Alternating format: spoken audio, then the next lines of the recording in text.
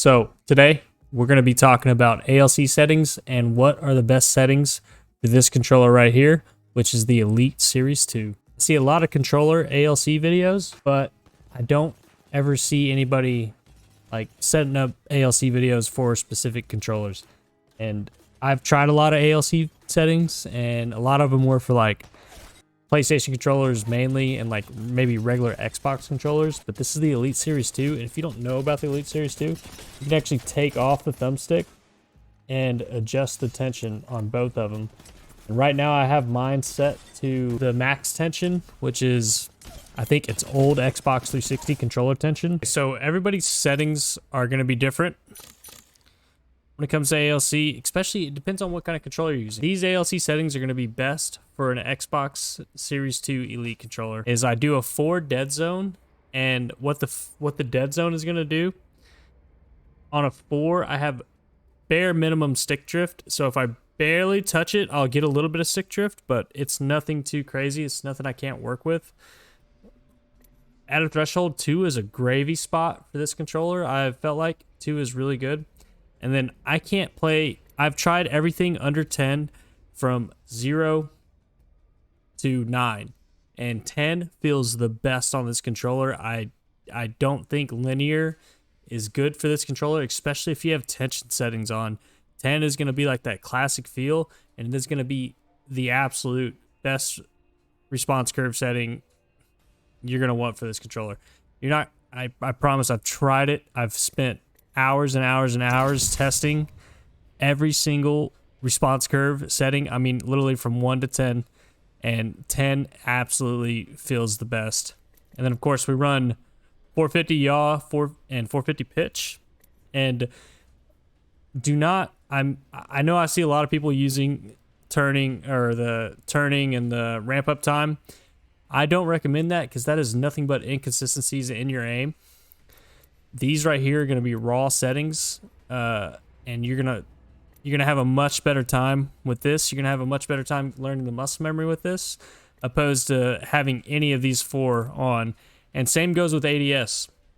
So I run a 160, and you want to keep those the exact same.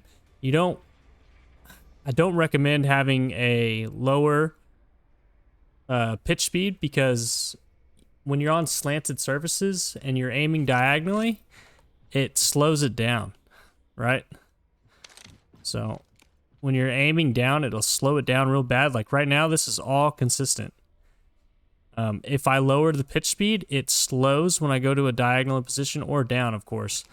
And I just don't recommend. And I've tried too, because I used to play 350 ADS yaw speed and 160 pitch speed, and I had to change it up because on slanted surfaces I was just getting my butt whooped, and it was not an enjoyable experience. So, and again, I don't really think this stuff right here is necessary. It's going to be harder to learn for your muscle memory and everything like that. So, of course, target compensation on. Need that aim assist, baby. Let's go. Yeah, that's about it. All the other settings are, I use hold, crouch, survival button off. That way we get them fancy wingman trick shots in. Trigger dead zone set to none if you're playing with your triggers. If you're not using a button, so you can switch, L1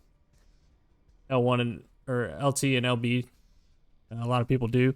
But if you're using your triggers and these have trigger dead stops, trigger dead zones, no.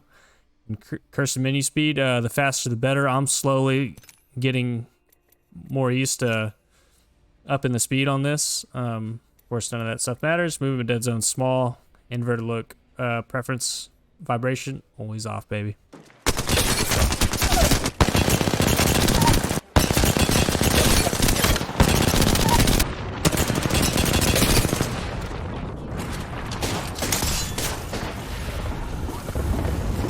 All right, and that's going to be it for me. Hope you guys enjoyed, and remember, these are the best settings for the Xbox Elite Series 2 controller. Let me know down in the comments what controller you guys are using, what settings you're using, and how you like them. And if you want to watch any more of my content, feel free to hit one of these boxes right here. Peace out, y'all.